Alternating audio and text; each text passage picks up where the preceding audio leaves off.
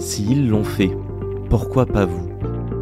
Salut à toutes et tous, c'est Yacine Scali et bienvenue dans la tête d'un CEO, le podcast qui vous inspire à entreprendre. Depuis 5 ans, je vous propose de faire un petit tour dans la tête de un ou une entrepreneur chaque semaine pour justement s'inspirer de leur état d'esprit et de leur parcours. Mon objectif, il est hyper simple, c'est voir un maximum de personnes se lancer, entreprendre et miser sur elles. On sort une interview tous les lundis, donc n'hésitez pas à vous abonner dès maintenant. Et pour nous soutenir, ça vous prend 30 petites secondes. Je vous demande de nous laisser une note et un commentaire sur les plateformes d'écoute de votre choix. Encore une fois, un grand merci de nous écouter et n'oubliez pas, s'ils l'ont fait, pourquoi pas vous? Bonne écoute à toutes et tous. Les amis, avant de vous laisser entre les mains de notre nouvel invité, j'aimerais remercier notre partenaire. C'est Notion, le meilleur espace de travail boosté à l'IA. Notion, c'est déjà 100 millions d'utilisateurs conquis à travers le monde, dont 50% des startups passées par Y Combinator qui l'utilisent pour collaborer plus efficacement. Et évidemment, j'en fais partie déjà depuis plus de 5 ans, que ce soit pour planifier la production de mon podcast, pour collaborer avec mes équipes, mais aussi pour des projets perso. Bref, Notion, c'est l'outil de référence pour organiser votre vie au travail. Prise de notes et documentation interne, roadmap produit, suivi de tâches, création de bases de données type CRM et évidemment tout ceci en collaboration avec vos équipes. Alors que vous soyez entrepreneur ou en passe de le devenir, que vous soyez freelance ou même salarié, Notion sera votre meilleur ami au quotidien. Et ça tombe bien puisqu'aujourd'hui avec Notion, on vous propose 6 mois gratuits sur leur plan business Notion avec un accès illimité à l'IA Notion. Pour en profiter, ça se passe sur le lien que j'ai mis dans la description. Encore une fois, un grand merci à Notion de nous permettre de vous proposer cette interview qui, je l'espère, vous inspirera à entreprendre. Bonne écoute à toutes et tous.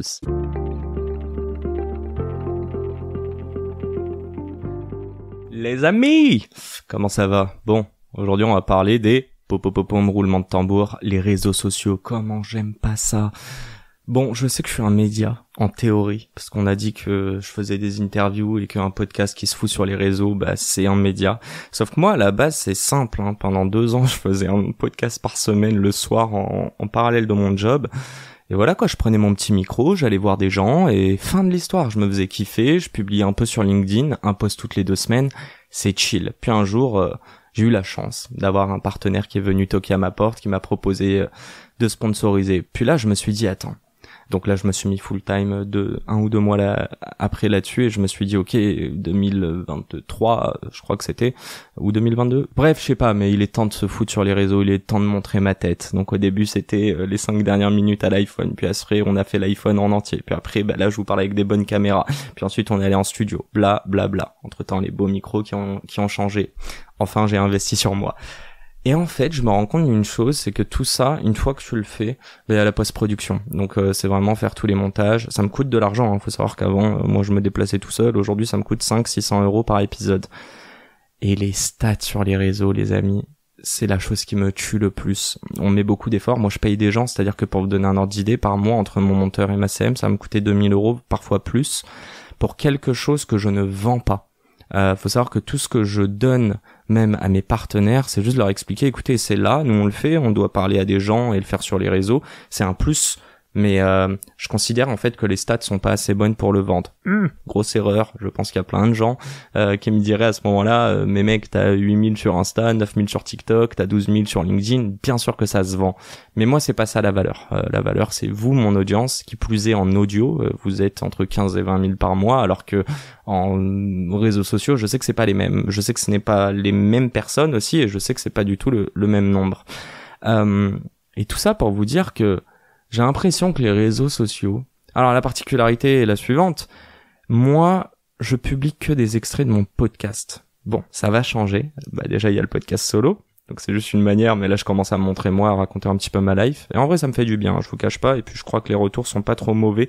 En tout cas de la première saison que j'avais faite, plutôt la saison passée, où je m'y étais mis et j'avais reçu pas mal de messages. Merci beaucoup parce que ça m'a mis dans un confort qui m'a permis de faire je crois une 20aine d'épisodes quoi, alors qu'à la base je me disais on va tester ça, 5 épisodes, pareil, c'était ma CM de l'époque qui m'avait dit faut que tu racontes ta life, blablabla. Par contre les stories face cam, c'est hilarant à quel point je les vois et je vois à quel point je suis pas à l'aise, mais c'est pas très grave, on joue le jeu. Par contre ce délire des réseaux de jouer sur les 3 premières secondes pour faire une phrase d'accroche. Les gars, genre, je sais qu'on est en 2025, moi aussi je scroll, moi aussi il y a des choses qui m'intéressent pas, donc du coup le watch time au bout de 3 secondes il baisse parce que je me casse, etc. Mais en fait vous êtes en train de me faire des maths qui est une fonction avec plusieurs variables, et vous êtes en train de me dire que tous les jours cette fonction elle change, et les variables aussi changent, il y en a des nouvelles qui rentrent, les nouveaux formats, etc., des trends.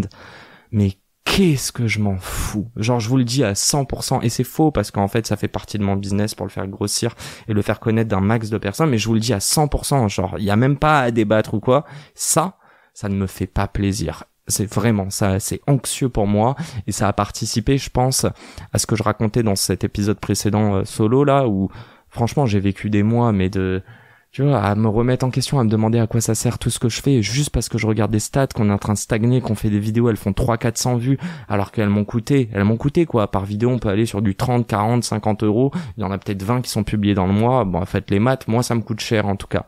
Et je l'ai déjà dit, hein, j'ai 31 ans, j'ai investi dans rien du tout. Je vous parle dans mon petit appart, ça fait 5 piges que je suis dedans. Je l'ai pris, je crois, je commençais le podcast. Et en vrai, je sais pas, il y a un moment, tu vois, t'as envie de t'améliorer, t'as envie de te faire plaisir, t'as envie, ça y est, t'as 30 ans, je sais pas, penser à acheter un appart et tout. Et je suis en phase avec ça, à l'idée de me dire que tout cet argent n'est pas, en fait, se faire cet argent pour l'investir dans un appart, c'est pas ça qui va me rendre heureux. Ce qui va me rendre heureux, c'est de me sentir utile, de le faire voir à un max de personnes. Sauf qu'à l'instant T, tu vois, court terme, là, tous les jours, quand tu regardes tes stats, t'es pas en train de penser à ça, t'es juste en train de penser à te dire, putain, je fous des thunes dans ça et ça marche pas. Et en fait, je me rends compte que ma strat n'est pas que ça marche sur les réseaux. Sinon, j'aurais challengé 50 000 trucs, j'aurais passé du temps à titre perso, à revoir, disséquer toutes mes vidéos. Là, j'ai passé des heures sur un podcast de Kelly Massol à vous le condenser en 20 minutes, où je me dis que c'est beaucoup plus digeste, parce que je parle des réseaux, mais il y a aussi YouTube. YouTube, on a, je sais pas, 3-4 000 abonnés. Nos vidéos, qui je pense sont plutôt qualitatives, même en termes de réal, sont agréables à regarder. Elles font 150, 200 vues, quoi. Donc, et encore, je suis gentil. Il y en a qui font même pas 100 vues. Et ça me rend malade, quoi, de voir ça, c'est hyper anxieux, etc. Donc voilà, c'était un petit peu mon coup de gueule là-dessus, et puis il y a pas mal de choses dont je me suis rendu compte. La première, c'est qu'il a fallu que je m'entoure de quelqu'un, non pas que ce qu'elle fait, je ne sais pas le faire, mais elle le fait avec envie. Donc dédicace à ma CM, à Salomé, qui est arrivée au courant du mois de juillet. Elle le fait en m'expliquant qu'il y a un intérêt de le faire, que si ça ne marche pas maintenant, ça marchera plus tard, qu'il faut continuer, qu'il faut tester. Et je reviens là-dessus, mais moi je suis arrivé à un stade où je voyais tout noir. Donc à chaque chose que tu te dis que tu vas tester, il y a plus d'enthousiasme, tu vois toutes les raisons qui feraient que tu as perdu ton temps. En fait, c'est pas de la perte de temps, parce que du coup, si c'est le 5e qui marche, c'est les 4 premiers qui t'ont permis de challenger et d'arriver au 5e. Mais t'aurais pas eu le 5e format ou quoi, ou la 5e vidéo directement dans ta tête. Et on revient à une chose, en fait, c'est aussi la solitude. Je suis pas un expert dans les réseaux sociaux, et j'ai pas envie de l'être. Genre, je le dis cash, j'ai pas envie. Par contre, ça me ferait énormément plaisir de me réveiller. C'est déjà arrivé peut-être 5 fois sur je sais pas combien de vidéos dans l'année, où tu te réveilles, la vidéo elle fait plus de 10 ou 20K, et t'es en mode ok, c'est cool, ça plaît, enfin. Mais ça, c'est la même chose que toutes les autres vidéos pour moi. Ce sont des extraits du podcast.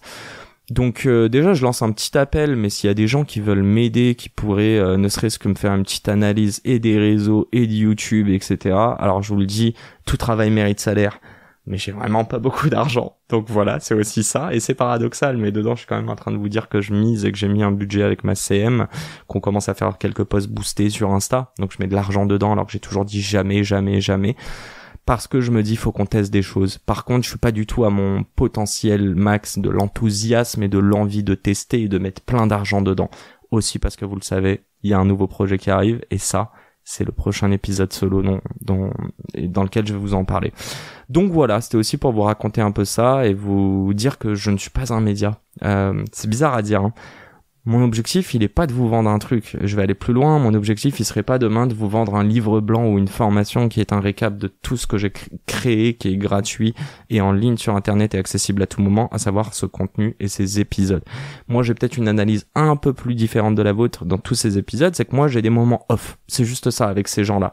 Donc, j'arrive à lire entre les lignes, Évidemment, quand il y a une caméra face à nous, comme ce que je suis en train de faire avec vous, je pense un petit peu aux mots. Et même si je déboule, et là, il y a un moment, je vais regarder mes notes où je me dis, attends, je suis pas déjà arrivé à la fin de cet épisode.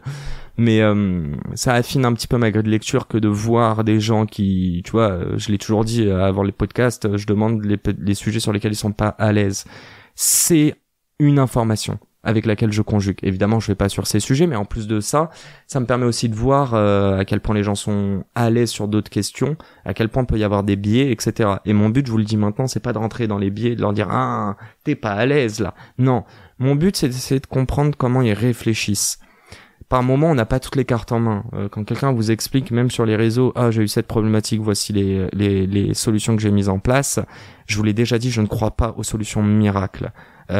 Demain, mettre des solutions en place sur les réseaux sociaux, moi j'ai compris une chose, le hook est potentiellement la chose la plus importante. Les 3 secondes et puis peut-être les 7 qui vont suivre sur un reel. C'est juste que je ne suis pas allé chercher plein d'informations. Et c'est aussi, je peux le glisser là maintenant, la raison pour laquelle j'ai jamais envie de vendre de formation, c'est que je ne vous aiderai pas. Toutes les personnes qui achètent des formations, je considère qu'il y a 90% de cette formation qui est accessible, gratuite, en ligne. J'ai aussi entendu que beaucoup voulaient prendre du plaisir lors de tout ce procédé d'aller chercher cette info, et je le respecte à 100%. La seule chose que je dis, c'est soyez conscient que cette formation est un moyen de vous passer à l'étape supérieure. Donc, c'est-à-dire se lancer et essayer. Vous le faites pour essayer de faire des choses. Mais vous pourriez aussi essayer de plein d'autres manières. Et si vous l'avez pas fait à l'heure actuelle, c'est parce que le problème n'est pas là-dessus. Le problème est que vous ne voulez pas aller chercher des informations et tomber dans cet océan et commencer à chercher, à se faire sa propre idée pour pouvoir, in fine, se projeter. Quand je donne l'image de la montagne, c'est la même chose. C'est de se dire, on a un objectif final. Là on arrive à voir un début de chemin, et en fait à chaque fois que tu avances sur une étape, tu vois l'étape d'après. Donc en fait le chemin se dessine, et voir l'étape d'après qui est pas comme ça, qui est juste comme ça, un tout petit peu, allez, avec une petite pente ascendante légère, quoi, à 15 degrés, tu te dis, ah ok, je peux y accéder. Quand tu es tout en bas et que tu vois le truc, il y a une pente comme ça, et que tu te dis en plus, ça va me prendre, je sais pas, 58 jours pour y accéder, c'est hyper compliqué. Je le disais dans un autre podcast, mais c'est même pas genre découper un objectif en 10, 20, 100, c'est juste garder un objectif final, savoir pourquoi on met ces actions en place, et avoir une ribambelle de petites choses à faire. Ça veut pas dire que c'est dans le bon ordre. Même mes podcasts solo, je suis pas sûr de les faire dans le bon ordre, dans les réflexions, parce que moi j'ai des réflexions qui sont un peu... Vous avez compris que j'ai des pensées en arborescence, que je vous perds, et moi-même je me perds par moments, je m'en excuse. Mais il y a ce truc de... Ça fait baisser en fait la pression là-dessus. Et on revient, j'ai fait aussi une analyse, dans un autre épisode où je disais que c'est en faisant ces petites choses-là que tu vas avoir un petit peu de dopamine, que tu vas te sentir utile, que tu vas être content de toi, que tu vas arriver, tu vois, à la fin de ce que tu t'es dit, et donc du coup, qui va te mettre en confiance sur les prochains, alors que ces prochains, t'es juste une étape avant, hein. Mais si tu pensais 2 étapes avant, alors tu considères que c'est inaccessible, c'est beaucoup plus dur que ce que ça ne l'est, etc. Donc les réseaux, on travaille là-dessus. Je suis hyper open, je le suis un petit peu trop, et ça va être le sujet d'un autre podcast solo, qui est que il y a des gens dans votre vulnérabilité, votre détresse émotionnelle, tout le monde n'est pas bienveillant. Et dites-vous que quand ils sont pas bienveillants, c'est qu'aussi ils voient un potentiel chez vous. C'est comme ça que j'essaye de le voir aujourd'hui, où je me dis, il y a quelqu'un qui a vu un potentiel chez moi, mais qui a aussi vu que j'étais très malléable et qui voulait qu'une seule chose, c'était des feedbacks. Donc il ou elle, on va garder son nom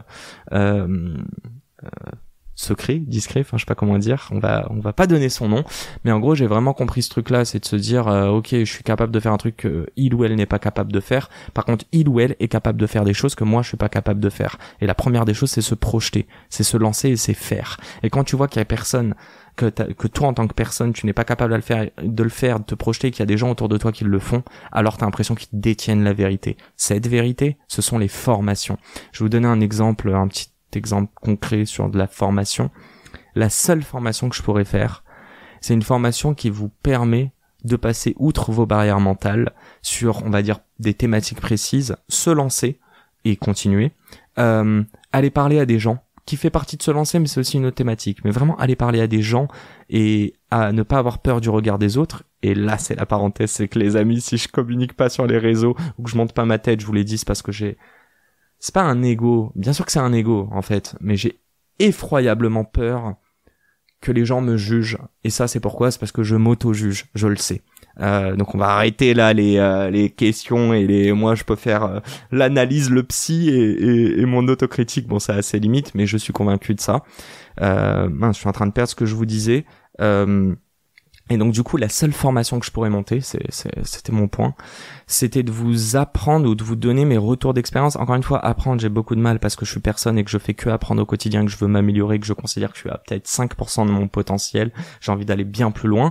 Mais en même temps, j'ai compris des choses qu'on ne m'a jamais dites, qui sont des choses gagnées par l'expérience, mais aussi par la personnalité, parce que tu essayes, tu te dis c'est moi qui je suis, alors que dans le groupe, personne le fait. Et qu'en fait, ça va, ça porte ses fruits. Bon, parfois, ça a des retours et des répercussions que tu n'avais pas anticipées, mais passons. Voilà, l'idée c'est un peu de se dire t'as rien à perdre. Moi je vous ai déjà parlé pour aller parler à des gens.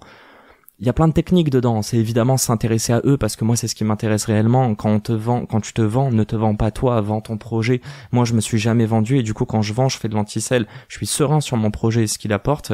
Je suis serein sur le message qu'on renvoie et je suis entre guillemets serein sur dans le projet 10% de la réussite ou 5%, je me dis c'est moi à titre perso parce que c'est moi qui fais le podcast. Mais en fait, il y a plein d'autres choses autour. La capacité à délivrer, à être réactif, la capacité à bien parler, la capacité à prendre en compte les besoins de tes clients et les mettre en place. Et ça, c'est un truc que j'ai déjà pris pour acquis.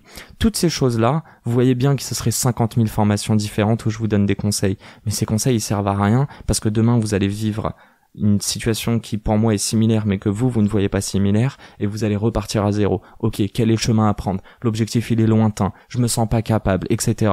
En revanche, mais je vais le dire cash, je vais vous expliquer après, mais si je vous ai expliqué ou si on a réussi ensemble à apporter une réflexion sur les problématiques et en se disant que les blocages sont mentaux et que la technique à travailler c'est de la visualisation, c'est passer outre ces problèmes-là, alors les prochaines problématiques, vous aurez aussi d'autres cordes à votre arc pour penser différemment. C'est juste ça, et c'est le but aussi de ce podcast, c'est que les gens vous parlent de leurs problématiques, que parfois il y a des problèmes qui sont bien plus durs on paper que vous, mais en fait, le stress, il est plus fort de votre côté que de mon interlocuteur lors du podcast. Le but, c'est aussi ça, c'est de vous dire, attends, il a un problème qui parfois, moi si je le vivrais, limite je m'en relèverais pas. Lui ou elle a réussi à s'en relever. Comment il a fait? Et c'est aussi se donner un espoir. C'est pas forcément se comparer en se disant il est plus fort ou moins fort que moi ou je suis une merde, etc. Je sais que ces pensées peuvent arriver, mais l'idée c'est aussi de montrer que ces gens-là ont une manière de fonctionner qui est différente. Mais c'est pas des surhumains, quoi. Enfin, je veux dire, dans mon podcast, il y a pas que des gens qui ont fait HEC et Polytechnique. Et même quand ils l'ont fait, vous remarquerez, je passe ma vie à parler de ça pour essayer de comprendre, est-ce que c'est vraiment ça qui a fait qui ils sont? Regardez dans toutes ces promos, tout le monde n'entreprend pas, tout le monde n'est pas heureux dans sa carrière et beaucoup vont aussi rester dans un schéma qu'on leur a transmis de la société qui est métro, boulot, dodo, faire carrière, gagner de l'argent, financer sa retraite, être content, avoir une baraque, mais en fait, est-ce que c'est réellement ça que tu veux et qui te rend heureux? Voilà, là on rentre dans de l'introspection un peu plus lointaine. Et donc on va terminer là-dessus, mais je vais quand même vous en parler. Il y a des gens que j'aime pas. Il y a des gens que je n'aime pas et je les connais pas. Mais de ce qu'ils font sur les réseaux et de ce qu'ils renvoient, donc il y a des médias qui divisent plutôt qu'ils ne rassemblent, qui n'inspirent pas mais dont le seul objectif c'est de faire des vues.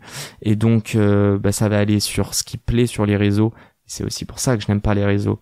C'est du clash, c'est être anti quelque chose, et je suis pas anti quelque chose, je suis hyper bienveillant, je veux rassembler, je veux pas être politique, je veux ramener des gens de droite, de gauche, grands, petits, moches, beaux, tout ce que vous voulez, avec des traumas, hyper à l'aise, je m'en fous. Moi l'idée, c'est que des gens puissent choper quelque chose dans ça. Dans les podcasts que je fais, il y a peut-être 5% que vous allez retenir, mais si ces 5% là vous aident, ça me plaît. Les autres personnes que je n'aime pas, les formations. Ma mère, elle est prof. Ma mère, depuis des années, je la vois travailler en se disant qu'elle est utile pour la jeunesse. Évidemment que ça m'a impacté. Évidemment que ça fait partie intégrante de mon prochain projet dont je vais vous parler. Mais les gens qui font payer des rendez-vous pour se capter, je vous donne un ordre d'idée. On m'a proposé Tony Parker récemment. On m'a dit c'est 1 200 € pour participer à une soirée pour aller lui parler. Vous faites vraiment ça, les gens? Vous payez 1 200 € pour aller parler à Tony Parker. Tony Parker, il est hyper inspirant. Je veux dire, il a réussi là où personne n'a réussi à son époque dans la NBA. Il est ce que même un Zidane a moins de mérite parce qu'il y a eu des Platini avant lui. Il y a eu Enfin, bref, on va pas faire tout le foot, mais on a eu des belles générations foot avant, qui mettaient quand même la France sur la map, malgré qu'on ait ces souvenirs de 98 et de se dire que la France ne croyait pas dans le foot, etc. Il y a des gens qui ont enfoncé des portes. Lui, il te dit que son modèle, c'était un Zizou, etc. à l'époque, mais dans la NBA, personne n'a fait ça. Donc en gros, ça c'est mon premier disclaimer, c'est de dire le mec est ouf, et si je peux atteindre 10% de ce qu'il a fait dans sa vie, j'en serais très heureux. En revanche, vous pensez sincèrement que c'est en passant une soirée avec ce mec qui est très inspirant, certes, en ayant payé 1 200 € que ça va vous aider. Et même si ça vous aide, c'est quoi le message que vous renvoyez à votre cerveau? C'est que la prochaine fois où vous êtes dans une thématique, une problématique, alors vous allez payer encore 1 200 € pour vous retrouver avec 100 personnes qui vont essayer de poser une question et de s'imprégner des autres questions et des réponses auxquelles Tony Parker va répondre. Je pense que c'est antinomique. Je pense que c'est une problématique une solution, à la problématique que tu vis actuellement, sans avoir une solution à la problématique sous-jacente qui est pourquoi tu ne trouves pas de solution à cette problématique. Et c'est ça, moi, que j'essaye de gérer. C'est pas le problème en surface, c'est pourquoi toi, tu n'arrives pas à trouver la solution. Et c'est ce que je disais quand je me sens utile avec des gens. Je pense qu'on pourrait parler de n'importe quel business. Moi, c'est juste essayer de voir quelles sont les croyances et les pensées limitantes. Et là, vous allez me dire, hop, Yacine, ça sent le coach, tout ça. Non plus, mais en vrai j'ai un tout petit peu plus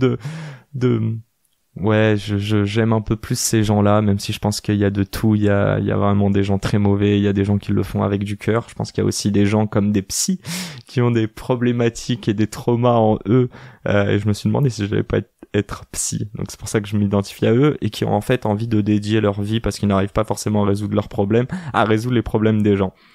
Et Kendrick Lamar a dit you cannot help the world until you help yourself, qui veut dire tu ne peux pas aider le monde tant que tu ne t'es pas aidé toi-même. Et c'est ça en fait que moi je veux, c'est aider les gens, c'est pas les aider dans une problématique précise, c'est les aider à se sentir mieux sur un truc. Alors évidemment il y a le prisme business, parce que ce sont des choses qui sont beaucoup plus tangibles et beaucoup plus accessibles, je dirais, sur lesquelles on peut se projeter et qui sont très parfois cartésiennes, mais non. L'entrepreneuriat c'est pas pragmatique, non, l'entrepreneuriat c'est pas sans émotion, c'est beaucoup d'émotions. Après il y en a qui réussissent juste en voulant choper n'importe quel produit pour vendre et réussir et répondre à une problématique. Moi je sais que mon entrepreneuriat il est beaucoup plus de passion, c'est pour ça que je me considère comme un artiste. Un artiste, pour qu'il arrive à ses fins, c'est qu'il doit être dans les meilleures conditions pour exprimer son art. Et pour exprimer son art, c'est pas une solution que Tony Parker va lui donner. Tony Parker va peut-être avoir une phrase qui va avoir un déclic pour lui. Mais c'est sûr et certain qu'il y a plein d'autres phrases de plein d'autres personnes qui vont enrichir ce déclic, cette pensée, prendre confiance en soi, être à l'aise avec qui on est, se découvrir, etc.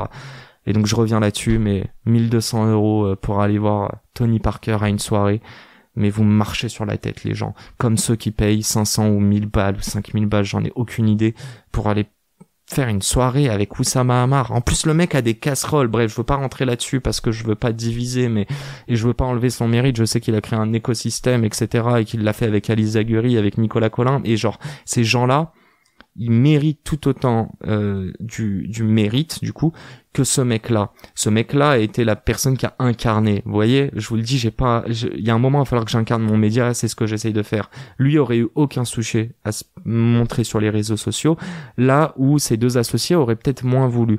Fine, on utilise les forces de chacun, mais arrêtez de croire que c'est lui qui a tout monté, et surtout arrêtez, moi c'est la seule chose, comme ces deux associés, comme n'importe quel entrepreneur que vous suivez, arrêtez de croire qu'il détient ou qu'elle détient la vérité absolue. C'est totalement faux. Il n'y a pas une vérité, c'est ce que j'adore avec l'entrepreneuriat. C'est pas un match binaire 1-0, 0-0 ou 0-1. Il n'y a pas une victoire, un nul, un défaite. C'est pas comme ça. Voyez-le comme une carrière. Tu vas faire plein de défaites quand t'es footballeur. Bon, j'aime bien prendre cet exemple, mais parce qu'il est parfait, tu peux le prendre aussi sur l'artiste. Tu vas faire de l'art, mais qui va jamais parler à des gens. Et après, il y a des gens, ils te disent, tu vas percer du jour au lendemain. Il y a des problématiques, il y a des jobs dans lesquels, oui, c'est un problème, une solution. L'entrepreneuriat, c'est pas ça. L'entrepreneuriat, c'est plein de problèmes, une ribambelle de solutions.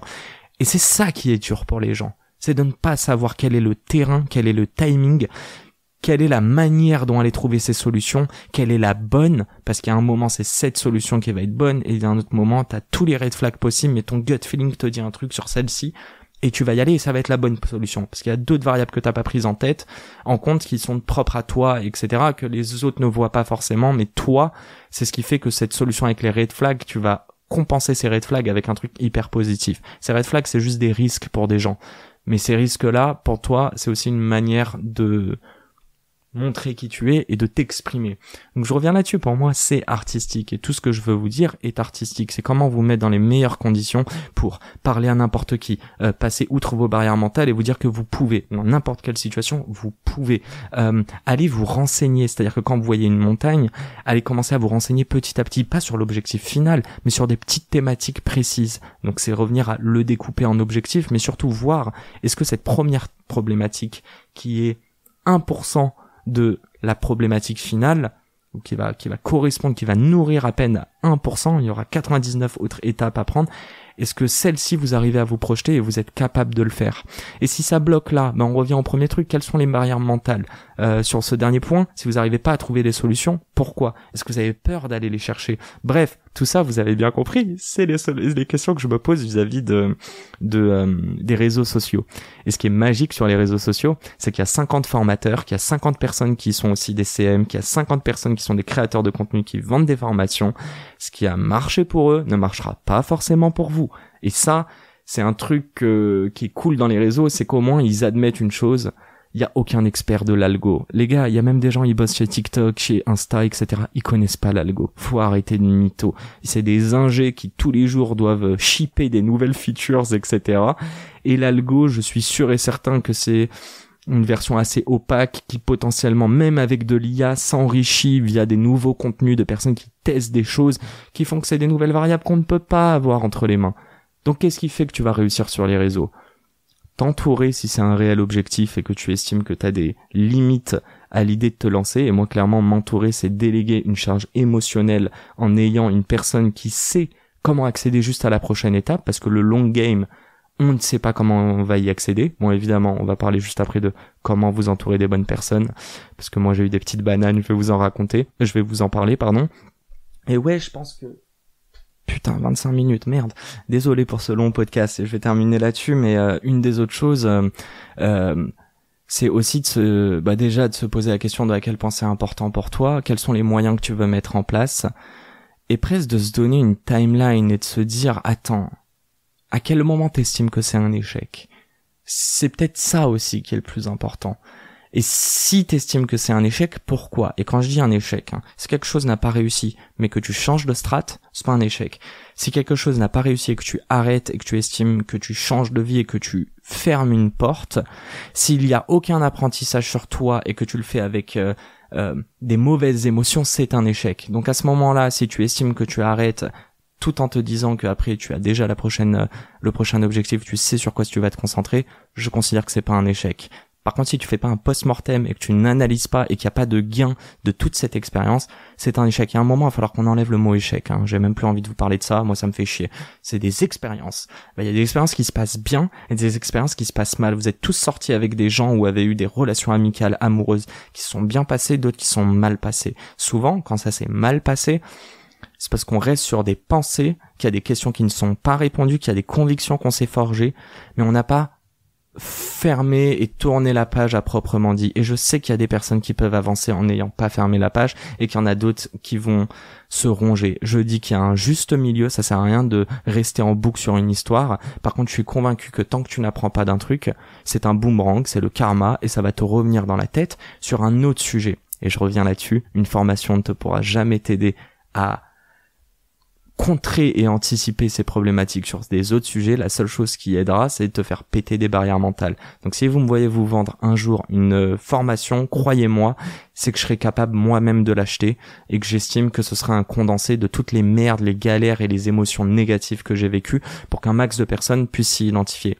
Mais encore une fois, ça marchera pour moi et quelques personnes qui se représentent, qui s'identifient à moi. Sûrement pas pour la majorité.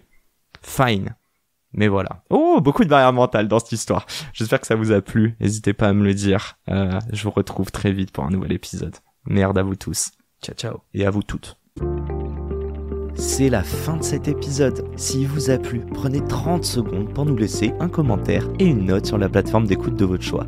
On a encore des dizaines d'épisodes en stock, donc je vous laisse fouiller. Et d'ici là, n'oubliez pas, s'ils l'ont fait, pourquoi pas vous ? Encore une fois, un grand merci de nous avoir écoutés et à très vite pour un nouvel épisode. Ciao.